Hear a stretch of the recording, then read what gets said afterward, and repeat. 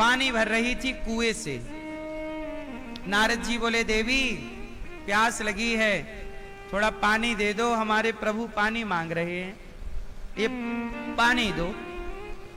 जब उस कन्या ने पानी कुएं से निकाला और नारद जी की तरफ मुड़ी, तो नारद जी ने जब उस महिला को देखा तो नारद जी उसे देख करके उसी को टुकुर टुकुर देखने लग गए, नजर हटी ही नहीं। नारद जी को लगा, वाह कितनी सुंदर कन्या है। कहा, देवी तुमने पानी तो पिला दिया, तृप्ति तो मिल गई, क्या तुम मेरे से विवाह करोगी? आए थे पानी लेने भगवान को और अपने शादी की बात करने लग गए। तुम मेरे से विवाह करोगी? कन्या बोली, मैं कर तो लूंगी, पर मेरे पिताजी से बात कर लीजिए, मेरे पिताजी यहाँ के राजा हैं। अब पास में ही पिताजी थे। नारद जी गए पिता के पास, महाराज मुझे आपकी बेटी से प्रेम हो गया है, आप अपनी बेटी का हाथ मुझे देंगे? राजा चरणों में गिर पड़े, महाराज आप तो नारद जी हैं, इतने बड़े संत हैं, और आपसे विवाह मेरी बेटी का हो जाए, इससे बड़े भाग्य की क्या बात होगी, आप कर लीजिए। तो नारद जी को ले गए और धूमधाम से वहां पर राजा के नगर ले गए, वहां पे खूब प्रेम से विवाह हुआ। अब नारद जी गृहस्थ में चले गए और पानी लेने आए थे भगवान जी के लिए, लौटे नहीं, ब्याह कर लिया। अच्छा, ब्याह किया, कुछ दिनों के बाद क्या हुआ, राजा की मृत्यु हो गई। और राजा के कोई लड़का था नहीं, एक लड़की थी, तो अब लड़की के पति अर्थात नारद जी को वहां का राजा बना दिया। अब नारद जी क्या बन गए, राजा। अब राज सुख ले रहे हैं कि तभी नारद जी के कुछ समय बाद एक बेटा हो गया, बेटी हो गई, बच्चे हो गए। अब नारद जी पिता बन गए, पति बन गए, राजा बन गए, सब बन गए। एक दिन अचानक क्या हुआ, पड़ोसी राजा ने हमला कर दिया, आक्रमण। और जब आक्रमण किया तो नारद जी को कोई लड़ने झगड़ने का तो कोई अभ्यास था नहीं। नारद जी सेना तैयार करके लड़ने गए जरूर, पर सामने वाले राजा ने नारद जी को खदेड़ दिया, सारी सेना मारी गई। और नारद जी को बंदी बनाने दौड़ा तो नारद जी भागे, और भागे तो महलों में आए, पत्नी बच्चे को लेके भागे। अब नारद जी जंगल जंगल जंगल जंगल भाग रहे हैं, भाग रहे हैं नारद जी, पत्नी बच्चे, छोटे बच्चे। और अब बच्चे चिल्ला रहे हैं, भूख लगी है, भूख लगी है। अब नारद जी बोले, सामने गांव है, सामने गांव में हम पहुंच जाएंगे तो कुछ खाने को मिल जाएगा। तो नारद जी ने गांव तक पहुंचने के लिए बीच में एक नदी थी, नदी को पार करने के लिए नारद जी ने एक लकड़ी का जुगाड़ बनाया, जंगल के 10, 50, 20 लकड़ियों को इकट्ठा किया, बांधा, बच्चों को बिठाया और बिठा के ना नाव ऐसे बनाई, चली। और जब नाव चली तो क्या हुआ, बीच में वो नाव टूट गई और नारद जी की पत्नी और बेटा और बेटी सब पानी में डूब गए। अब नारद जी चिल्लाएं, बचाओ। वो तो नारद जी पत्नी को बचाएं तो बच्चे डूबे, बच्चों को बचाएं तो पत्नी डूबे। नारद जी तो किनारे लग गए, पर पत्नी देखते देखते डूब गई। बच्चे चिल्ला रहे हैं, पिताजी बचाओ, पर नारद जी चाह कर भी ना बचा पाए। बेटी डूब गई, बेटा डूब गया, पत्नी डूब गई। नारद जी चिल्लाए, हे भगवान मैं बर्बाद हो गया, मैं बर्बाद हो गया। हे विधाता तू कितना निर्दयी है, हे भगवान तू निष्ठुर है, क्या बिगाड़ा था मैंने तेरा, मेरी पत्नी छीन ली, मेरा बेटा छीन लिया, मेरी बेटी छीन ली। कि तभी भगवान श्री कृष्ण आए, नारद जी पानी मिला। अब नारद जी को होश आया, प्रभु आप कहां से आए? बोले आप ही तो गए थे पानी लेने, 1 घंटा हो गया लौटे नहीं। नारद जी बोले 1 घंटा हुआ, हमारे 2 बच्चे हो गए, हम राजा भी बन गए, 2 बच्चे भी, और अभी आपका 1 घंटा हुआ। भगवान बोले 1 ही घंटा हुआ, आप पानी लेने गए थे मेरे लिए और आप आए नहीं, तो मैं आपको ढूंढता ढूंढता आया, आप यहाँ रो रहे, काय बात का रो रहे हो, क्या हुआ? अब नारद जी कैसे बताएं कि मेरी पत्नी डूब गई। अब कैसे बचाएं, बताएं कि मेरे 2 बच्चे डूब गए। हमारा जो 1 घंटा है, उस 1 घंटे में भी परमात्मा अपनी माया से कुछ भी कर सकते हैं। तो माया किसे कहते हैं? नारद जी को भगवान ने कहा, नारद जी इसे माया कहते हैं। क्या आप राजा थे? नहीं, पर आपने अपने को राजा मान लिया। क्या आप पति बने? नहीं, आपने पति मान लिया। पत्नी कौन है? पत्नी माया, पुत्र माया, पति माया, बेटी बेटा माया। संसार में जो दिख रहा है ये सब कुछ माया है, जो मेरा नहीं है और मैं उसे मान लूं अपना। आप जिस वस्तु को अपना मान रहे हैं वो माया है। नारद जी की पत्नी थी नहीं, मान लिया। बेटा था नहीं, मान लिया। आप भी कहते हो ये बेटा मेरा, आपका कैसे हो गया? आप एक कुत्ता पाल लो, कहते हो ये कुत्ता मेरा। आप हर चीज को दावा ठोक देते हो मेरा। आप कहते हो घर मेरा, कुत्ता मेरा, बेटा मेरा, बेटी मेरी, कपड़े मेरे, ये गाड़ी मेरी, ये खेत मेरा। क्या है ये? आप माया से प्रभावित होकर कह रहे हैं मेरा है। जो व्यक्ति माया में फंस गया वो संसार को, वो जगत को कहता है मेरा, और जो माया से बच गया वो जगत को मेरा नहीं। मीराबाई बोली, मेरे तो गिरधर गोपाल दूसरो न कोई। जो जगत को मेरा कहे वो माया में उलझा है, और जो जगन्नाथ को मेरा कहे, जो भगवान को अपना माने, वो माया से बचा हुआ है। ये है माया। आप जगत को अपना मान बैठे, ये मेरा। काय का मेरा? आप बताओ क्या आपका है? क्या ये शरीर आपका है? आप कहते हो बेटा मेरा, बेटी मेरी, परिवार मेरा। अरे परिवार को तो छोड़ो, आपका शरीर आपका नहीं है। ये बॉडी भी आपका साथ छोड़ देती है। ये शरीर एक दिन, ये उंगलियां साथ छोड़ देंगी, आंख, हाथ, पांव साथ छोड़ देंगे। बोलो हाँ, शरीर भी मेरा नहीं है और मैं दावा करता रहा कि बेटा मेरा, बेटी मेरी।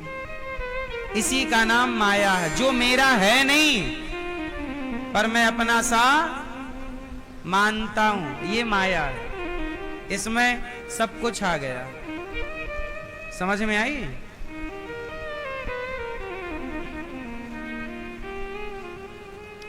मैया जा रही हो माया से बचने,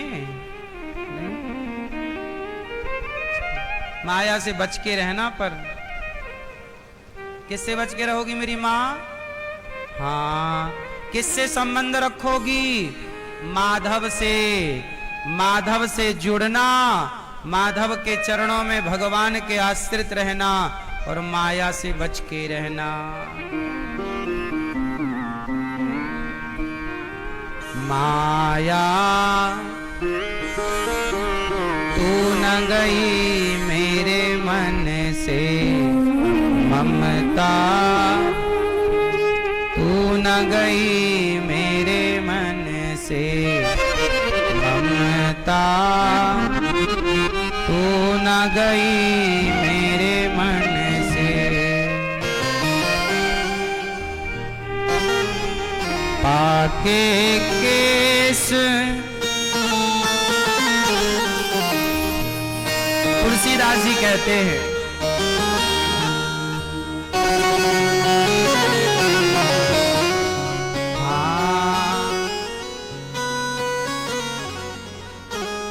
अरे ममता तू न गई मेरे मन से, ममता तू न गई मेरे मन से, ममता तू न गई मेरे मन से, ममता तू न गई मेरे मन से। पाके केस साथी, भाग्य केस जन्म के साथी, भाग्य केस जन्म के साथी, भाग्य केस जन्म के साथी, लाज गई नैनन से ममता, तू न गई मेरे मन से ममता, तू न गई मेरे मन से।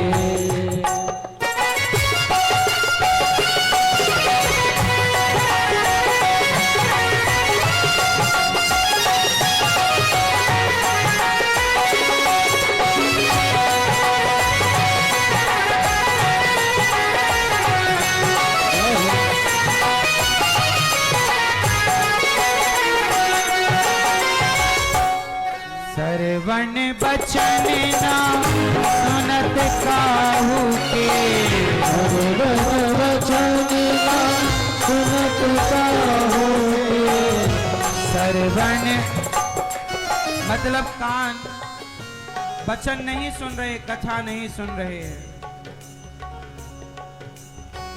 कफबित बात कंठ पर बैठे, कफबित बात कंठ पर बैठे, कफ बुढ़ापे में कफ और पित्त और बात, कफ पित्त ये बीमारियां हैं। कफ पित्त बात कंठ पर बैठे, कफबित बात कंठ पर बैठे, नारी निकारत घर से ममता, नार निकारत घर से ममता, तू न गई मेरे मन से ममता, तू न गई मेरे मन से ममता, तू न गई मेरे मन से।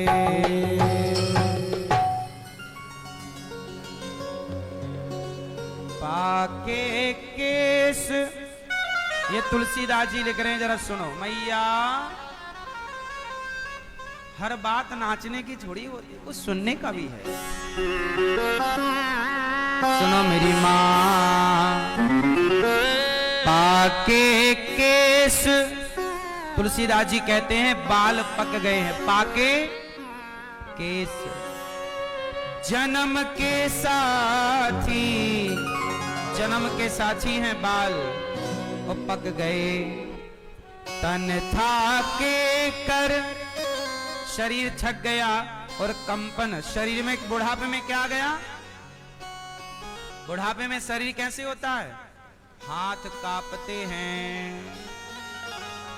तन था के कर कंपन लागे, और ज्योति गई नैनन से ममता, तू न गई। मतलब बुढ़ापा आ गया, फिर भी संसार का मोह जाने का नाम। कफ पित्त बात कंठ पर बैठे, सुतहि बुलावत करते। कफ पित्त बात मतलब बुढ़ापे में शरीर में बीमारियां लग जाती हैं, और सुतहि बुलावत करते। बुढ़ापा में एक तरफ बीमारी ने घेरा है, फिर भी किसे बुला रहे हैं? बेटा, पोता, भाई बंधु सब परम प्यारे। बुढ़ापे में परिवार बड़ा प्यारा लगता है। और नारी निकाले घर से ममता, पत्नी घर से निकाल रही है, फिर भी बढ़ो निकलने को तैयार, देने के चित्त भगवान में लगाए। जैसे शशि मंडल बिच स्याही, छूट न कोटि जतन ते तुलसी। तुलसीदास बलि जाऊं चरण ते, लोभ पराए धन से ममता तू न गई मेरे मन से ममता। नारद जी कहते हैं माया क्या है। भगवान ने कहा कि इतने कम समय में आपने ये जगत देखा, यही माया है। इस जगत की उलझन में उलझ कर लोग मर जाते हैं और समझ ही नहीं पाते कि मेरा जन्म किस लिए हुआ है। अपना कल्याण किए बिना जगत में उलझ करके लोग मर जाते हैं, यही माया है। माया उलझा के रखती है। माया क्या रखती है? माया क्या रखती है? मैया, ओ मोबाइल वाली मैया, हो गया? कथा में आए, चल रहा है मोबाइल।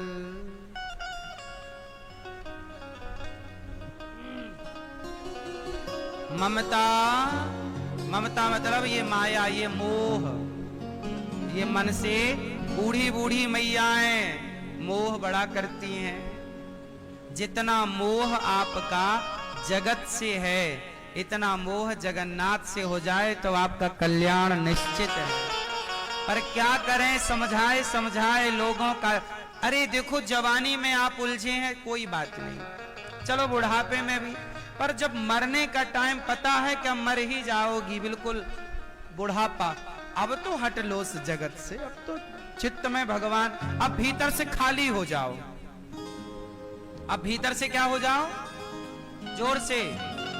जब खाली होगे तब ना भरोगे। हम गंगा जी जाते हैं तो बाल्टी खाली लेकर जाते हैं कि भर के? जोर से। भाई भर के जाओगे तो क्या पाओगे? खाली जाएगी तो भरेगी। ऐसे ही आप, अब बुढ़ापा आ गया ना, तो बुढ़ापे में थोड़ी खाली हो जाओ। मैया अब सब खाली करो। अब बेटा बेटी जगत संसार से सबसे हट जाओ, क्योंकि मौत तो हटा ही देगी सब कुछ। मौत तो जब आएगी तो हटाना ही है, और कितना जियोगे? एक दिन तो सब छूटना ही है। कब तक खैर मनाओगे अपनी? एक दिन छूटेगा, तो जब छूटना ही है तो मृत्यु के डर से क्यों छोड़ना? अभी भगवान के चिंतन में से खो जाओ कि छूटे ना, सब छूट जाए, छोड़ना ना पड़े। एक टाइम बाद सब देखो, एक समय है कि पकड़ते हैं, पकड़ना भी जरूरी है। संसार के काम करो, पर मैया मेरी ये जो बातें हैं ना, ये उनके लिए हैं। जैसे आप बेटे और बेटी से निवृत्त हो गए, बड़े हो गए, अब आप बुढ़ापे में हैं, अब बुढ़ापे का शरीर है, अब जगत से ज्यादा ममता ना रखो, प्यार मोहब्बत से अब धीरे धीरे गांठ खोलना स्टार्ट करो। क्यों मैया? मैया आप किससे ज्यादा प्रेम करती हो? मैया किससे? बेटा है, बेटे से प्रेम है, पोता, पोता भी है, छोटा है बड़ा है, उसी में लगी रहती हो। कितने माला जपती हो रोज का? एक भी नहीं जपती हूं महाराज। दिन भर पोता है, पोता मेरा, पोता मेरा, पोता पोता मेरा, पोता है सा मेरे पोता, यही माला चलता मैया का। मैया अब तो बाल पक गए मेरी माँ, तो बुढ़ापा आ गया, अब धीरे धीरे संसार से आसक्ति, इसमें आपकी भलाई है, मैं आपके भले की बात कर रहा हूं, इसमें आपका नुकसान नहीं है तनिक भी। पोता पोती तो यहां रहेंगे, खुश रहेंगे, आप मरोगी तो भी पोता पोती को कोई थोड़ी फर्क पड़ना है। फर्क आपको ही पड़ेगा जब नरक जाओगी। यमराज जी कहेंगे क्या पोता पोती करती आई है, राम का नाम नहीं ले सकती थी, भगवान का भजन नहीं किया तुमने, तो वहां यमराज जी और मारेंगे। इसलिए अपना कल्याण तो कर लो। आपकी जिम्मेदारी पूरी हो गई, अब भगवान का चिंतन करो। सुखदेव जी अपने मां के पेट में 12 साल रहे और जन्म लिया तो जन्म लेते ही चल पड़े। जन्म लेते ही चल पड़े।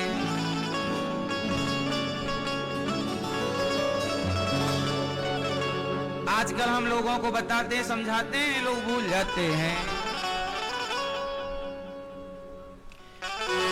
अभी तो जगाया तुझे, अभी तो जगाया तुझे, फिर सो गया। अभी तो जगाया तुझे, फिर सो गया। उठ परदेसी तेरा वक्त हो गया। हम समझा रहे हैं, समझ लो, वरना वक्त हो जाएगा। दादाजी किससे प्यार करते हो? सही? हाँ। अब ना मन भटकाना यहाँ वहां, अब केवल एक भरोसे, एक बल, एक आस विश्वास, एक राम घन श्याम हित चातक तुलसीदास। अब हर परिस्थिति में हे श्रीमन्नारायण केवल भगवान का नाम अंदर चलता रहे, बाहर कुछ भी होता रहे, बाहर से अब प्रभावित ना होइए। समझा सकते हैं, कोई गलत कर रहा समझाओ, बेटा गलत है बेटा, लेकिन आप परेशान ना होइए। जैसे कीचड़ में पानी में कमल रहता है, पर कमल कीचड़ और पानी से परेशान नहीं होता। कीचड़ और पानी कमल को प्रभावित बोलो नहीं करते। ऐसे जगत में रहो, पर जगत से प्रभावित ना रहो। प्रभावित तो भगवान की कथाओं से रहो, भक्तों के जीवन से प्रभावित रहो। अभी तो जगाया तुझे, फिर सो गया। अभी तो जगाया तुझे, फिर सो गया। उठ परदेसी तेरा वक्त हो गया। जय हो।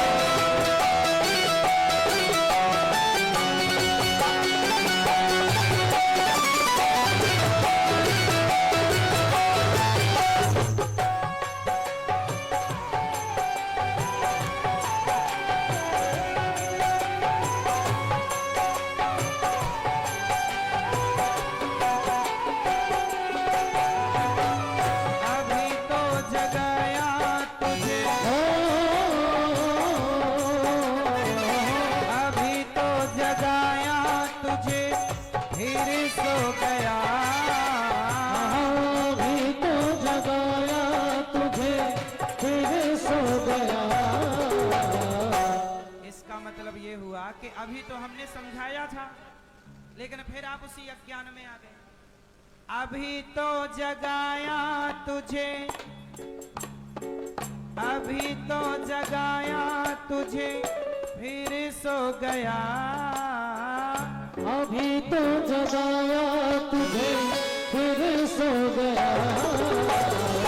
उठ परदेसी तेरा वक्त हो गया। उठ परदेसी तेरा वक्त हो गया। इसका मतलब ये है कि अभी समझाए थे, फिर आप उसी अज्ञान में आ गए और इसी में आपका वक्त आ गया। वक्त हो गया मतलब टाइम। उठ परदेसी तेरा वक्त हो गया। उठ परदेसी तेरा वक्त हो गया।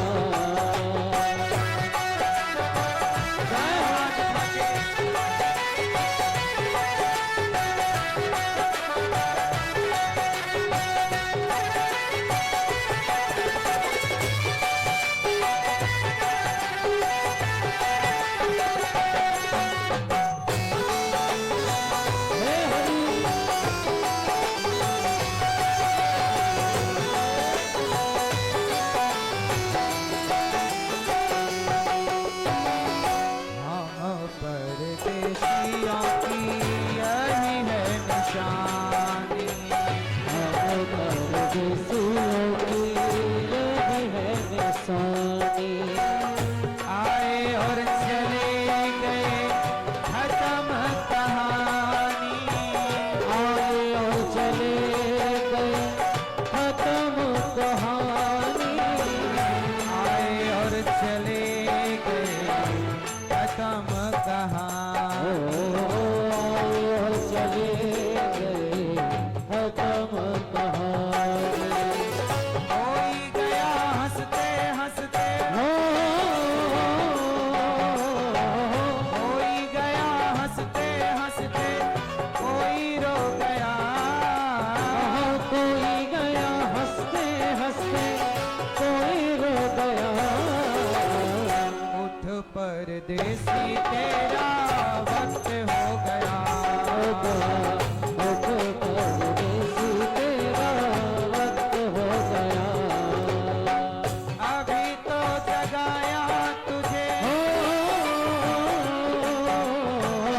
अभी तो जगाया तुझे, फिर सो गया। अभी तो जगाया तुझे, फिर सो गया। उठ परदेसी तेरा वक्त हो गया। हो गया। उठ परदेसी तेरा वक्त हो गया।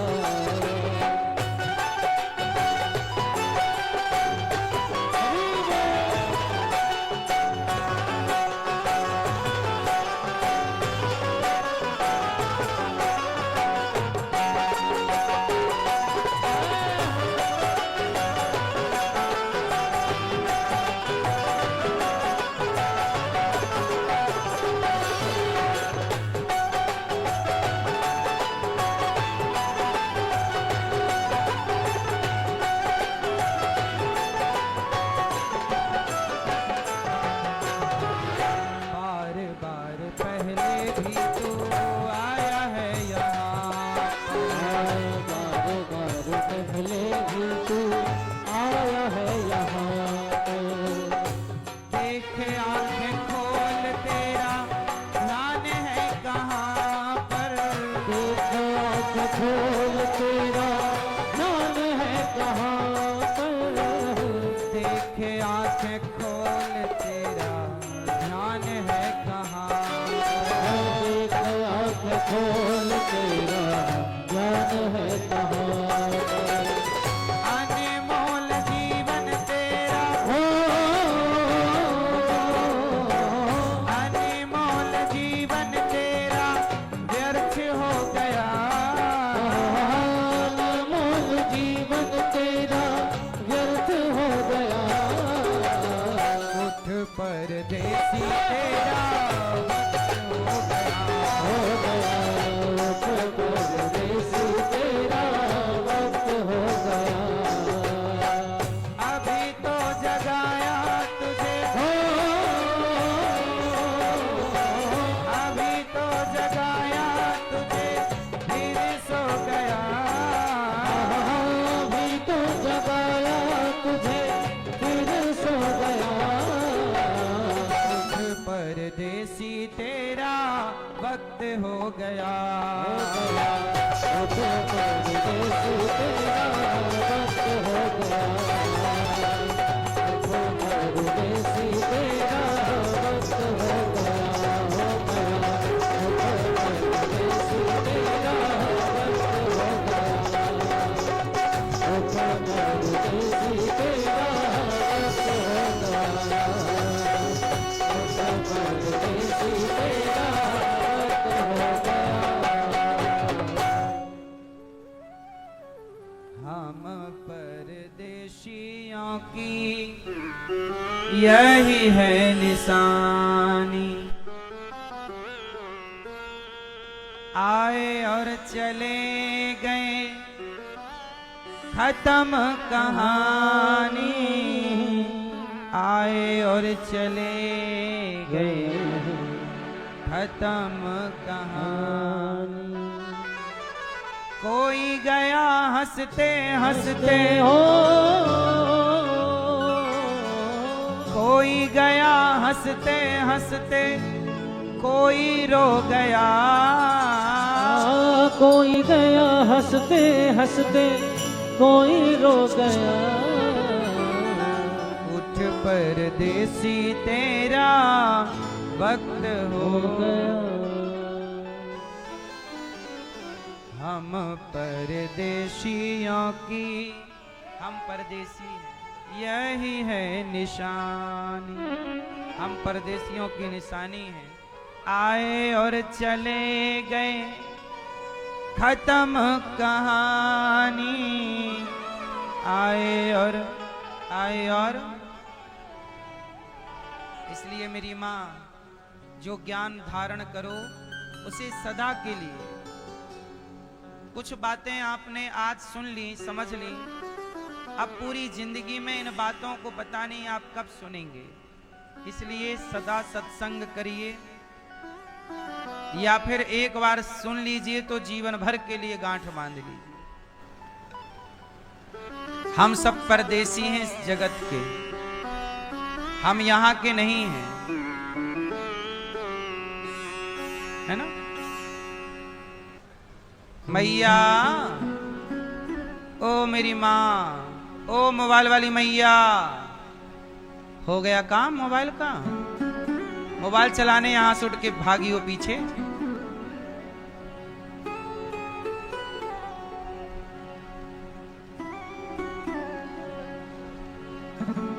मैया बैठ जाओ मेरी माँ। अच्छा ये बताओ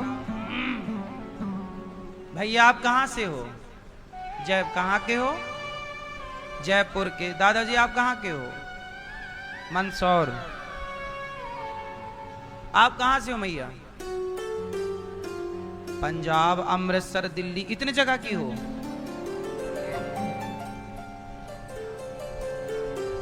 पहले पंजाब थी, फिर अमृतसर गई, फिर दिल्ली आई। नहीं, आपने पहले ऐसे बताया पंजाब, अमृतसर, फिर दिल्ली।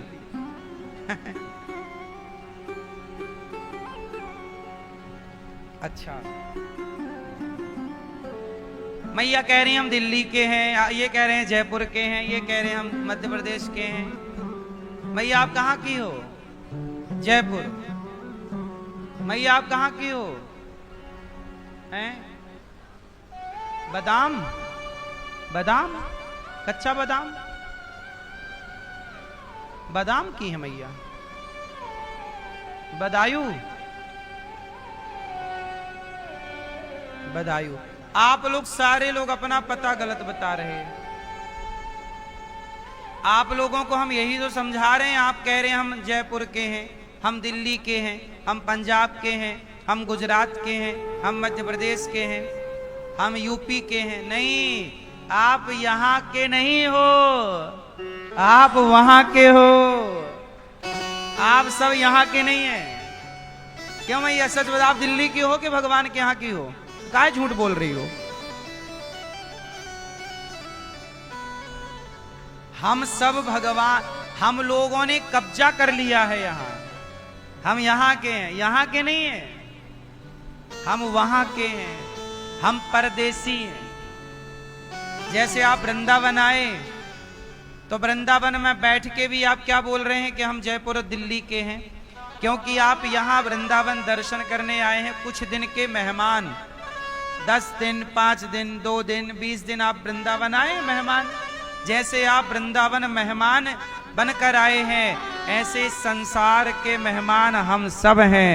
कोई 25, कोई 50 साल, कोई 100 साल, इतनी मेहमानी करेंगे और सबकी रवानगी है। आप ये मत कहो हम यहाँ के हैं, हम सब वहां के हैं। यहाँ तो मेहमानी कर रहे हैं। 25-50, आप कितने साल रहोगे? ज्यादा से ज्यादा यहाँ कितने साल हैं? वो भैया सो गए कि मोबाइल चला रहे हैं? भैया राम राम, सो गए क्या? नहीं। सुनो, तो हम कहां के हैं? हमारा असली घर तो यहां क्या करने आई हो मैया? यहां इस धरती में हमें भगवान ने, अच्छा सुनो, एक पिता ने अपने बेटे को 100 रुपए दिया। ध्यान से सुनना, फिर मैं समझाऊंगा आपको। एक पिता ने अपने बेटे को 100 रुपए दिया, कहा बेटा जाओ बाजार में, आम का सीजन आ गया, जाओ ताजे ताजे ताजे ताजे आम, जा 100 रुपए के लिए आ जाओ, फिर खाएंगे मस्त, जा। बेटा गया, बाजार गया तो वहां आम की दुकान के पास एक मंदारी बंदर को नचा रहा था। वो इतना बढ़िया मंदारी था और इतना बढ़िया बंदर था कि ये जो लड़का 100 रुपए लेकर गया फल लेने के लिए, वो मंदारी और बंदर के नाच से इतना प्रभावित हुआ कि बंदर के नाच को देखने में लग गया। और जब नाच पूरा हुआ बंदर का खेल, तो बंदर ने मांगा पैसे, तो इसने भाव में उसे 100 रुपए दे दिए। अब मंदारी तो चला गया 100 रुपए लेके, बंदर चला गया। अब इसे याद आया कि पिताजी ने तो फल लाने के लिए 100 रुपए दिए थे, अब पैसे हो गए खत्म, अब फल कैसे खरीदे। वापस गया पिताजी के पास, पिताजी ने कहा ले आया फल, पिताजी नहीं लाया। अच्छा कोई बात नहीं, तो 100 रुपए वापस कर। बोले 100 रुपए भी खर्च हो गए, 100 रुपए भी खर्च हो गए और फल भी नहीं लाए। अब ये हो गई कहानी। अब इसका रहस्य समझाता हूं, सुनो। एक पिता ने अपने बेटे को 100 रुपए देकर बाजार भेजा। वो पिता कौन? वो पिता है भगवान। 100 रुपए देकर, मतलब आपको 100 साल का जीवन देकर संसार के बाजार में भेजा कि जाओ अच्छे अच्छे कर्मों के फल लेकर के आओ। भगवान ने आप लोगों को यहां भेजा 100 रुपए देकर, मतलब 100 साल की। ये मैया सो रही है, मैया सो गई। सुनो, भगवान ने कितने रुपए दिए? 100 साल रुपए, मतलब 100 साल का जीवन, उम्र, 100 साल दिए आपको और कहा जाओ बेटा फल लेके आना। संसार के बाजार में भेजा कि जाओ अच्छे अच्छे अच्छे अच्छे कर्मों के फल लेके आना। लेकिन आप यहां आए थे फल लेने, पर यहां मंदारी के नाच में उलझ गए। यहां मंदारी का नाच क्या है? पत्नी नचा रही है पति को, पति नचा रहा है पत्नी को। ये संसार के माया में हम ऐसे जाल में फंसे नाच रहे हैं। पत्नी बोलती मैं सवेरे से शाम तक नाच रही हूं। आप सवेरे से शाम तक क्या करते हैं? नाचते हैं। और इसी नाच में कितने रुपया खर्च हो गए? पत्नी, बेटा, बेटी, रुपया, पैसा, पद, प्रतिष्ठा, इसी में आपके कितने खर्च हो गए? उस आदमी के 100 रुपए मंदारी के नाच में खर्च हो गए। ये जैसे ही आप जवान होते हो, गृहस्थी में गए, बच्चों में, परिवार में, पैसे में ऐसे उलझ गए कि आपके 100 साल, मतलब जीवन कब निकल गया पता नहीं चला। और जब मर के वापस गए तो भगवान ने 100 रुपए का हिसाब मांगा, लाओ फल लाए हो?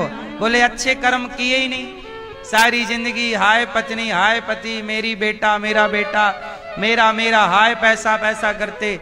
जो अच्छे कर्म करने आए थे, अच्छा कर्म हुआ ही नहीं।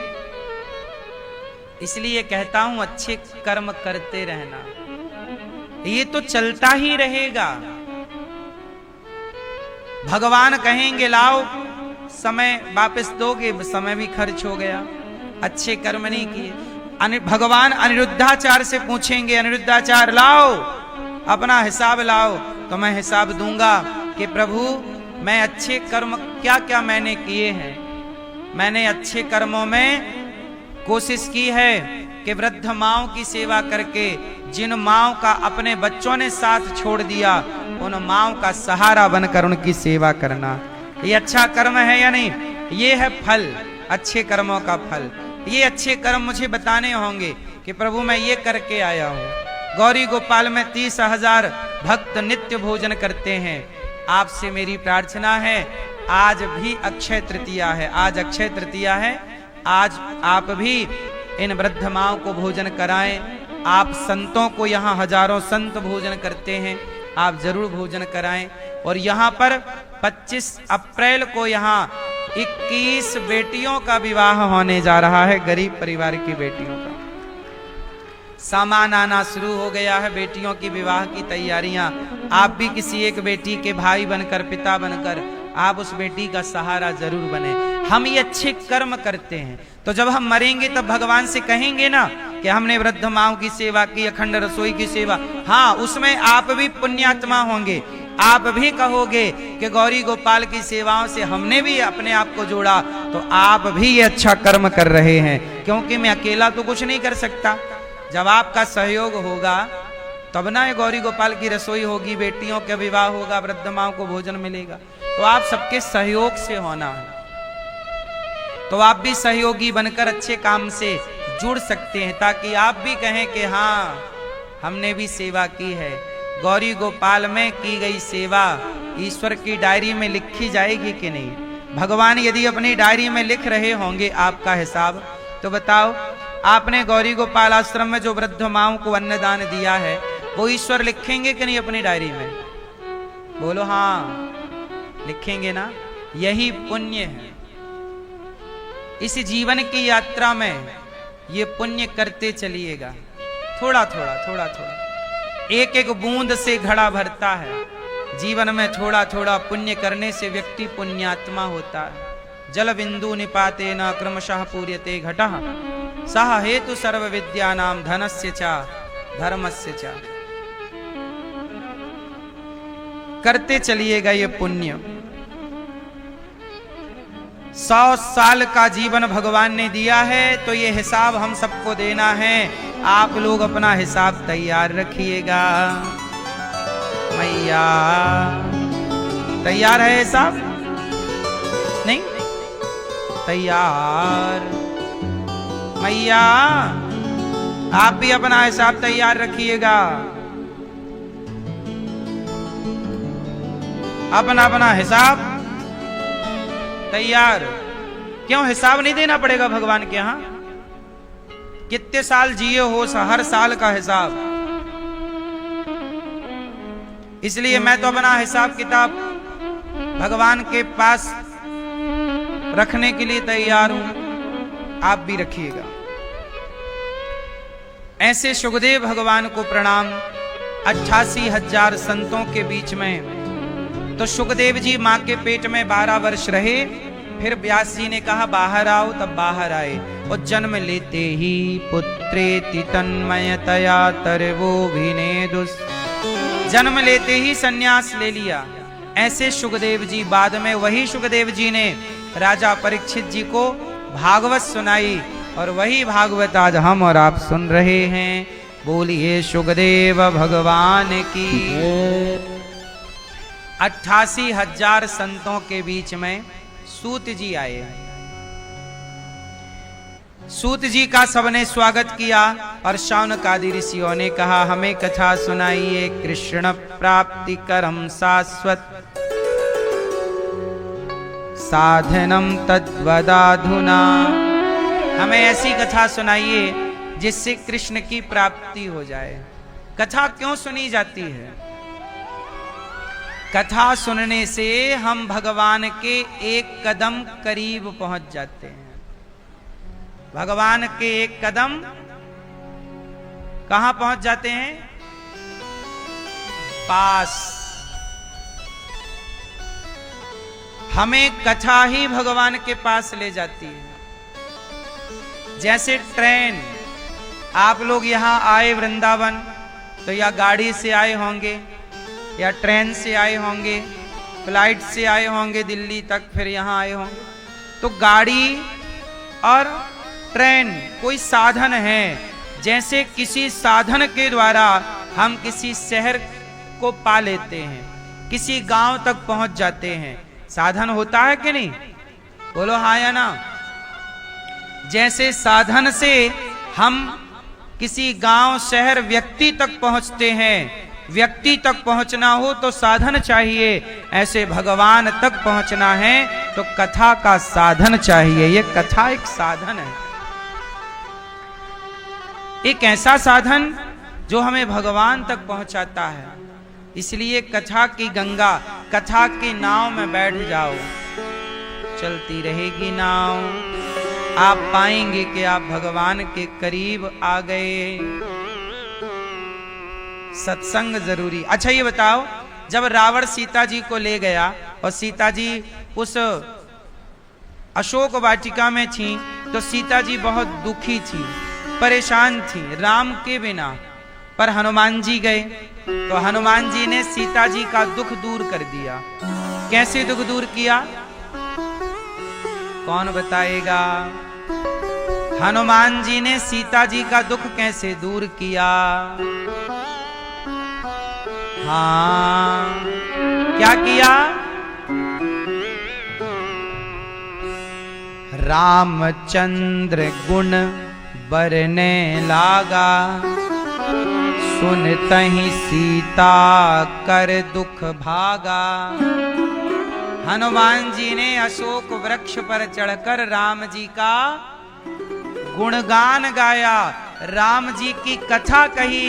कथा सुनते ही सीता कर दुख भागा। राम की कथा सुनकर लंका में सीता मैया का दुख भाग गया। दुख भागेगा तो भगवान की कथा से ही भागेगा। और कोई रास्ता हो तो आप मुझे बताना। भगवान की कथा में, भगवान के नाम में बड़ी ताकत है। इसलिए कहता हूं, व्यस्त कितने भी रहो पर थोड़ा सत्संग के लिए समय निकालो। आप पूजा नहीं कर पाते, कोई बात नहीं। जल नहीं चढ़ा पाते, कोई बात नहीं। माला नहीं जप पाते, कोई बात नहीं। थोड़ा सत्संग कर लोगे तो वह पूजा करने से, पाठ करने से और जाप करने से भी श्रेष्ठ फल यदि है तो सत्संग का है। ये हम नहीं कह रहे हैं, सुंदरकांड पढ़ो। राम तुलसीदास जी कह रहे, एक घड़ी आधे घड़ी, आधे की पुण्याद, तुलसी चर्चा राम की, हरहि कोटि अपराध। इतनी सी भी भगवान की चर्चा आपने सुन ली तो कितना भी कोटि मतलब करोड़ों अपराध मैंने किए होंगे, मतलब मैं करोड़ों पाप किया होऊंगा तो करोड़ों पाप भी जरा सी कथा सुनने से नष्ट हो जाते हैं। इतनी महिमा सत्संग की है। इसलिए कथा सुना करो, कुछ कर पाओ ना कर पाओ, थोड़ी सी कथा सुनना चाहिए। कथा आपके जीवन में बदलाव लाएगी, परिवर्तन लाएगी। अच्छा सच बताओ, आप में से कितने लोगों के जीवन में कथा से बदलाव हुआ है, सत्संग से परिवर्तन हुआ है? जिनका हुआ वो हाथ उठाएं। इतने लोगों का हुआ। आप सब भी मेरी विनती और प्रार्थना है, अपने आप को जोड़ करके रखिएगा सत्संग से। सूत जी ने कहा, हम आपको कथा सुनाते हैं। देवताओं के राजा को भी कथा बड़ी कठिनाई से मिलती है। देवताओं के राजा कौन है? इंद्र। इंद्र को भी भागवत तो बड़ा धरती पे आना पड़ता। एक बार आए, वेदक सुखदेव जी से कहा, हमें कथा सुनाओ। सुखदेव जी ने कहा, हम आपको कथा नहीं सुनाएंगे। क्यों? इंद्र आप अधिकारी नहीं हैं। भागवत किन्हें सुनाई जाती है? जो भागवत सुनने के अधिकारी होते हैं। अधिकारी सब थोड़ी होते हैं। इंद्र को नहीं सुनाया। इंद्र ने सत्यलोक में तराजू बांधी, भागवत को तौल कर देखा, भागवत जी का पलड़ा भारी। इसलिए हम आपसे एक बात कहें, जीवन में एक बार भागवत जरूर सुनना चाहिए। अभी 29 अप्रैल से भागवत जी के पोथी पाठ यहाँ बैठेंगे। आप भी अपनी माता को, पिता को, पितरों को, पूर्वजों को भागवत जरूर सुनाइए। इस वैशाख के महीने में जरूर सुनवाइएगा। भागवत जी का अनुष्ठान यदि आप कराते हैं तो आपके जीवन में जितनी बाधाएं हैं, जितना कष्ट है, भागवत जी सारा कष्ट हर लेती हैं। इसलिए एक बार ये भागवत जी के पोथी पाठ आप सबको जरूर कराना चाहिए, सबको कराना चाहिए। मैं भी हर महीने 2 पाठ कराता ही कराता हूं। 12 महीने भागवत जी का पाठ हमें ये अनुष्ठान है। ये अनुष्ठान हमारे सब कार्य, देखो हमारी मेहनत, आपकी मेहनत तो होती है, करती रहना चाहिए, पर मेहनत के साथ साथ भगवान की कृपा भी चाहिए, नहीं चाहिए? तो भागवत जैसे परीक्षित जी ने सुनी, उनका उद्धार हुआ। धुंधकारी ने सुनी, उनका उद्धार हुआ। भागवत से जो काम जीवन में आपके नहीं हुए, वो भागवत के अनुष्ठान के बाद भागवत जी उसे सिद्ध कर देती। ये अनुष्ठान है। जरूर एक बार अपने माता पिता पितरों को, या आप भी जीते जी भागवत सुन लो। तो अभी 29 अप्रैल से आप भी अपने माता पिता को भागवत सुना सकते हैं। और कार्तिक के माह में 84 कोस की परिक्रमा होगी, तो आप भी चल सकते हैं। 84 कोस अर्थात 27 अक्टूबर से 12 नवंबर तक 84 कोस की यात्रा रहेगी। 27 अक्टूबर से 2 नवंबर तक आप भी 84 कोस की यात्रा में, परिक्रमा में गाड़ियों से होगी। 7 दिन की यात्रा चलिएगा। तो कहने का अर्थ ये है कि भागवत जी को तौलकर इंद्र ने देखा तो भागवत जी का पलड़ा भारी था। इंद्र चरणों में गिरे, तब भागवत से भगवान प्रकट हो गए। अब नारद जी महाराज ने सारे धरती का भ्रमण किया, शांति नहीं मिली। तरुणी प्रभुता गेहे शाल को बुद्धिदायक। आज के जमाने में शांति नहीं है। पैसा फिर भी बहुत लोगों के पास है, पर किस चीज की कमी है? मैया, किसकी कमी है मेरी मां? शांति। इसलिए हमारे सनातन में मंत्र गाए जाते हैं। द्यौः शांतिरंतरिक्षगं शांति, पृथ्वी शांतिरापः। हमारे यहाँ शांति, ताकि सबको शांति मिले। शांति जरूरी है। नारद जी कहते हैं शांति नहीं मिली। ना पश्यम कुत्रमिच्छर्मः मनः संतोषकारिकम्। क्यों? सत्यम नास्ति तपः शौचम दया दानम न विद्यते, उदरम भरिणो जीवा वराकाः कूटभाषिणः। कलयुग में क्या नहीं है? कलयुग में क्या नहीं है? सब कुछ है कलयुग में। कलयुग में पैसा आप कमाओ, धन बहुत है, पर कलयुग में धनवान को भी शांति, धनवान को क्या नहीं है? क्या नहीं है? शांति नहीं। शांति क्यों नहीं है? क्योंकि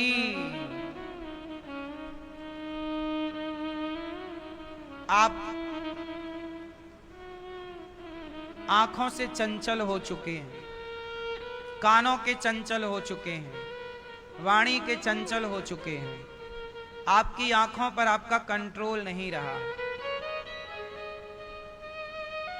आंखों पे कंट्रोल रखिए। जो देखने योग्य है वो देखिए, जो देखने योग्य नहीं है वो मत देखिए। जो सुनने योग्य है सुनिए, कथा सुनिए, व्यर्थ की बातें, निंदा चुगली ना सुनिए, व्यर्थ का ना बोलिए। कलयुग में आप लोग ये बताओ, सच बोलते हो कि झूठ? भैया आप दोनों बोलते हैं।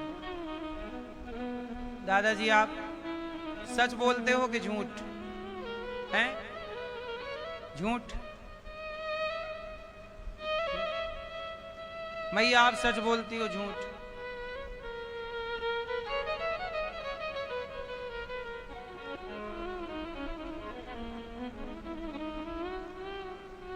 आज के लोग अधिक मात्रा में झूठ बोलते हैं। हम आपको नहीं कह रहे हैं, आप बोलते हो तो फिर आपको भी है, नहीं बोलते तो आपके लिए नहीं है। लेकिन आज अधिक मात्रा में क्या बोला जा रहा है संसार में? झूठ। और हमारे शास्त्र कहते हैं कि सबसे बड़ा पाप क्या है? झूठ बोलना पाप है नदी किनारे, नहीं असत्य सम पातक पुंजा। सबसे बड़ा पाप यदि धरती में कोई है तो झूठ बोलना पाप है, और सबसे बड़ा पुण्य है तो सत्य। इसलिए आज का व्यक्ति परेशान है, क्योंकि झूठ बोलने की लत लग गई है। लोगों ने मानसिकता बना ली है कि अब हमें झूठ बोलने से ही काम होगा, सच बोल के चल नहीं पड़ेगा। विदेशी लोग, अमेरिका, आप कहते हो भारत में इतनी पूजा है पाठ है फिर भी गरीब है, अमेरिका में पूजा पाठ नहीं फिर भी बड़ा आदमी है। कारण है बाहर वहां के लोग ना झूठ नहीं बोलते। विदेशों में एक विशेषता है, विदेशों ने एक चीज ग्रहण, विदेशों में माना कि वो गलत काम कर रहे हैं, मांस खा रहे हैं, दारू पी रहे हैं, बहुत सारे गलत काम हैं, लेकिन उन्होंने एक अच्छाई भी पकड़ी है, सत्य। विदेशों में अच्छाई क्या है? वो सत्य पर चलते हैं, झूठ नहीं बोलते, कम मात्रा होगी। अमेरिका में, इंग्लैंड में, जहां जहां मैं उन देशों में गया, वहां घर बिल्कुल कच्चे बनते हैं लकड़ी के। एक मुठका मारो तो टूट जाते हैं घर, एक अच्छे जोर से मार दो ना सबके घर टूट जाएंगे, और कोई भी घर में घुस सकता है। लेकिन वहां पर चोरी नहीं होती, कच्चे घर हैं फिर भी, लकड़ी के घर हैं फिर भी नहीं कोई तोड़ता। क्यों? क्योंकि वहां लोग सच बोलना जानते हैं, सच की जिंदगी जीते हैं, मेहनत करते हैं, खाते हैं, चोरी नहीं करते। आपका सामान गिर जाएगा तो वापस आप तक पहुंच जाएगा। आप वहां पे अपने घर में लाख रुपया बंद करके रख दो, घर में ताला भी मत लगाओ। यदि आप ताला भी लगाना भूल गए घर में तो कोई झांकने वाला नहीं, 4 दिन बाद लौटिए सामान जहां का तहां। और यहां देख लो, तो यहां पे पूजा पाठ तो है, लेकिन आप झूठ पर चल पड़े। वहां पूजा पाठ नहीं है पर वो सच पर चल रहे हैं। तो पूजा पाठ का मतलब ही क्या हुआ यदि झूठ बोल रहे हो तो? इसलिए बदलाव नहीं है, इसलिए पूजा पाठ का परिणाम नजर नहीं आता। और वहां पूजा पाठ नहीं करते पर उन्होंने सत्य को पकड़ लिया। जो सत्य पर चलेगा सुखी रहेगा, तो वो सुखी है क्योंकि सत्य पर है ना। वो निंदा, अच्छा वहां निंदा चुगली भी नहीं है, वहां निंदा चुगली, वहां जो है सामने है, ना छल है, ना कपट है, ना ईर्ष्या है, ना द्वेष है। ये बुराइयां, इसलिए जो व्यक्ति कुछ पैसा कमा लेता है वो भारत छोड़ के विदेशों में रहने लग जाता है। क्यों? क्योंकि वहां निंदा नहीं करता कोई, चुगली नहीं करता कोई, झूठ नहीं बोलता कोई। वहां सिस्टम से सबको चलना पड़ता है। वहां पर नेता का बेटा हो या ड्राइवर का बेटा हो, सब एक ही स्कूल में पढ़ते हैं, वहां कोई भेद नहीं है, वहां सबके लिए एक सी व्यवस्थाएं हैं, सत्य पर चल रहे हैं ना। उन्होंने एक चीज पकड़ ली, सत्य। क्या पकड़ लिया? सत्य। और हम लोग क्या कह रहे हैं? सत्य सनातन धर्म, सत्य से हमारे धर्म का नाम ही सत्य है, पर जीवन में सत्य नहीं है। भाई को धोखा दे रहे हैं, भाई को धोखा दे, भाई के साथ झूठ बोल रहे हैं, पत्नी के साथ पड़ोसन से इलू इलू करके आ रहे हैं, पत्नी को झूठ बोल रहे हैं, तुम धोखा दे रहे हो। वहां का व्यक्ति झूठा नहीं है। वहां की स्त्री यदि गलत है तो वो कहती है कि मैं गलत हूं, मैंने उसके साथ मेरा चक्कर है। पति कहता वहां है तो है और नहीं है तो नहीं है। अब यहां है पर छिपाते हैं, नहीं जी नहीं है, झूठ बोल रहे हैं, है ना। माना कि वहां लिव इन है, लिव इन में रहना गलत है, लेकिन लिव इन में है पर वो बता रहे हैं कि हम लिव इन में हैं। अब यहां आप हो भी हो, बता भी नहीं रहे हो। पत्नी को धोखा, वहां पत्नी को कोई धोखा नहीं है, पति को कोई धोखा नहीं। चल भाई तेरा हमसे मन नहीं लग रहा तो तलाक दे, छोड़, हम दूसरे के संग दूसरे, वहां ऐसा सेटअप है। अब यहां मन नहीं लग रहा तो भी रहना ही पड़ेगा, है ना। इसलिए जो सनातन की मर्यादाएं हैं वो आपने तोड़ दी। भाई विवाह के पहले विचार कर लेना चाहिए, जिससे अच्छा बने उसके साथ विवाह करो, फिर सारी जिंदगी उसी के साथ रहो, धोखा नहीं, है ना। वहां पर एक स्त्री को एक पुरुष को छोड़ते तो हैं पर वहां धोखे से नहीं छोड़ते।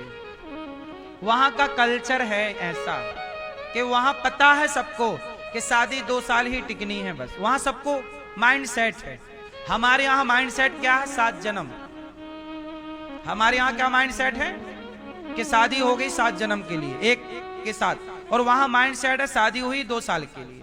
तो वो अपने 2 साल के हिसाब से रहते हैं, सबको पता है। वहां वो सत्य पर चल रहे हैं और आप झूठ पर। आप कहते हैं हमारा व्यापार नहीं चलेगा, हम झूठ नहीं बोलेंगे तो नहीं। अमेरिका जैसे देशों में वहां कैश का लेन देन ना के बराबर है, सब चीज वहां सिस्टमैटिक है। 1 भी रुपए की टैक्स चोरी नहीं है, वहां कोई चीज फ्री नहीं है। वहां चुनाव ऐसे नहीं होते कि आपको हम फ्री में देंगे कोई वस्तु, वहां फ्री का कॉन्सेप्ट। हमारे यहाँ तो नेता आपको ठगते रहते हैं कि फ्री में सब करेंगे, और बाद में भारत को वो बना रहे हैं कर्जीला। भारत में कितना कर्जा है आपको पता है? इसलिए कर्जा तो अमेरिका पर भी है, परंतु मैं आपको सिर्फ इतना कहता हूं कि जीवन को चलाने के लिए, सुव्यवस्थित करने के लिए सत्य की जरूरत है। आप बताओ झूठा व्यक्ति सही है कि सच्चा व्यक्ति सही है? आप किससे संबंध रखना चाहोगे? झूठा? क्या आप अपनी बेटी के लिए जो लड़का ढूंढोगे वो सच्चा ढूंढोगे कि झूठा? आप चाहते सच को हैं। अच्छा, सच से प्यार सब करते हैं। मुझे मेरी बेटी के लिए सच्चा लड़का चाहिए, मुझे मेरे लड़के के लिए सच्ची लड़की चाहिए। सच सबको चाहिए, पर हैं खुद झूठ, खुद झूठे हैं और चाहते सच है। कैसे काम बनेगा? सच को प्यार करते हो, सच चाहते हो तो स्वयं भी सच्चे बनो। सही है कि गलत है? इसलिए कहता हूं मेरी मां, मैया जी झूठ मत बोलो, प्रभु के पास जाना है। भैया जी झूठ मत बोलो, प्रभु के पास जाना है। न हाथी है न घोड़ा है, वहां पैदल ही जाना है। मैया जी झूठ मत बोलो, मैया जी झूठ मत बोलो, भैया जी झूठ मत बोलो, भैया जी झूठ मत बोलो। मैया जी झूठ ना बोलो, प्रभु के पास जाना है। इसलिए कहता हूं व्यापार चलेगा। जब झूठ बोलने से इतना चल रहा है तो सच बोलने से कितना चलेगा। तो भैया झूठ बोलना है? फिर देखो आपकी थाली में 56 भोग हो और थोड़ा सा मलमूत्र डाल दिया जाए, थोड़ा सा डालेंगे, थोड़ा सा, इतना ही सा, आधा चम्मच, है ना, ग्रहण करोगे। ऐसे ही सच की थाली में झूठ तो मलमूत्र जैसा है। सच की थाली में थोड़ा झूठ उसी तरह थोड़ा सा है जैसे थाली में जरा सा डाल दिया जाए, है ना। चलो बिल्ली की पट्टी डाल लो थोड़ी सी, चलेगी? नहीं, आप तो कह रहे हैं थोड़ा सा झूठ, थोड़ा सा बिल्ली की पट्टी मिला लिया करो। झूठ झूठ साहब पाप है। आप एक झूठ बोल रहे हैं, एक पाप, दूसरा बोला 2 पाप, तीसरा बोला 3, ये सब पाप। इसका भी ईश्वर के पास हिसाब है, किसका कितने % आपको ये पाप है मतलब है। सिद्धांत से समझौता नहीं। नमक रोटी खाओ, चटनी रोटी खाओ, सच की खाओ, क्या जरूरत है झूठ बोलने की। आजकल तो बड़ी बड़ी कंपनियां झूठ ही बोल रही हैं, बड़ा बड़ा बिजनेस झूठ बोलने में चल रहा है। बोलो हाँ, लेकिन बोल रही है दुनिया तो क्या करें, हम तो बचें। कलयुग है ना साहब, कलयुग में हम सबको नहीं रोक सकते, पर अपना बचाव कर लो।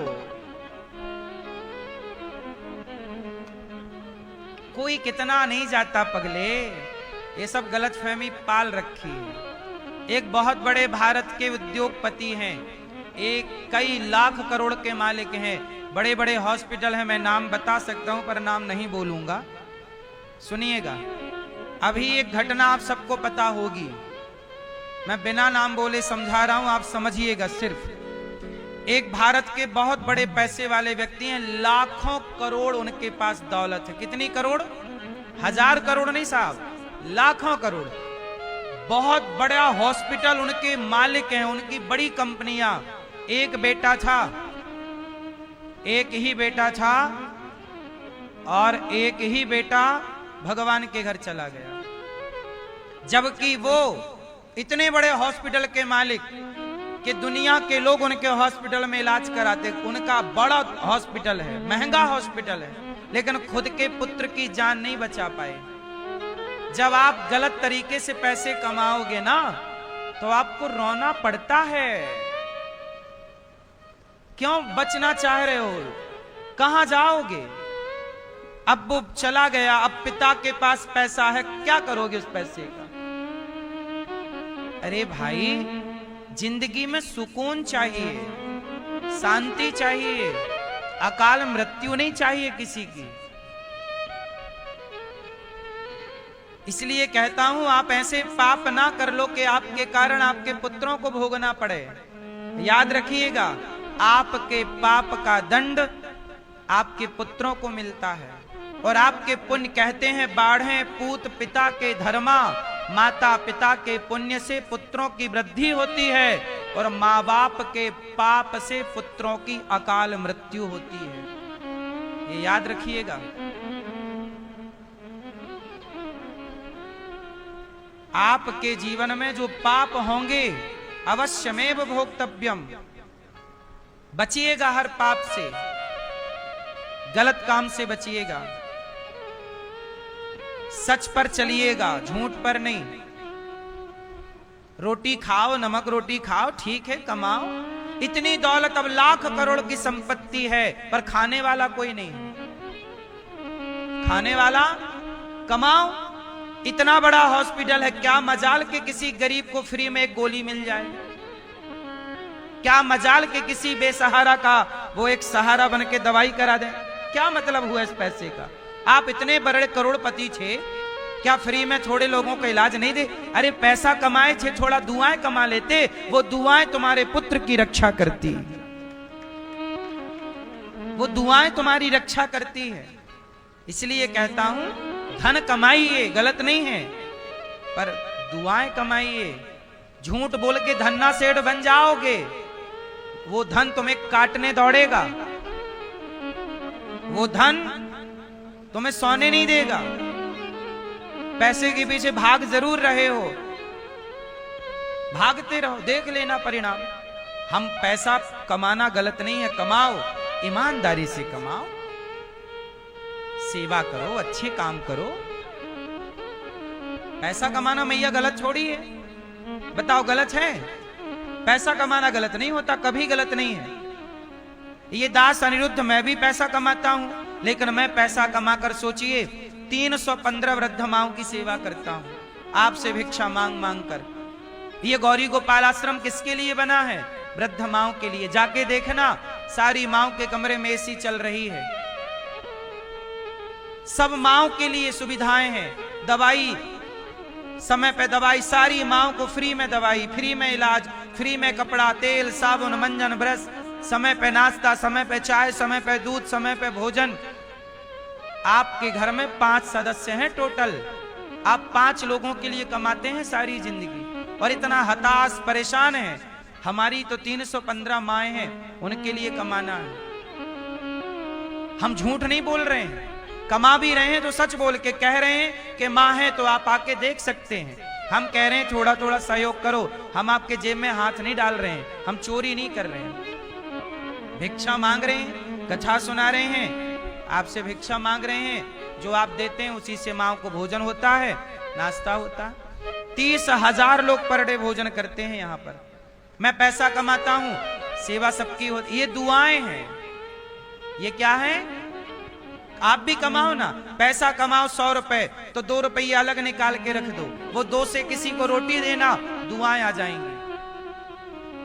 अब तुम 100 का 100 खा जाओ, 1 रुपए भी किसी को ना तो तुमने गाय की रोटी निकाली, ना कुत्ते की निकाली, ना तो किसी भूखे को रोटी दी, सब तुम ही खाओगे, तो भगवान बोलेंगे नहीं तुम नहीं खाओ, तुम गलत कर रहे हो। क्या ईश्वर अंधे हैं? क्या वो हिसाब करना नहीं जानते?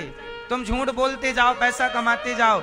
अरे तुम्हारे कमाए गए पैसे में गाय का भी अधिकार है और तुम्हारी कमाए गए पैसे में कुत्ते का भी अधिकार है। इसलिए पहली रोटी गाय की और आखिरी रोटी कुत्ते की। कहां गई कुत्ते की रोटी?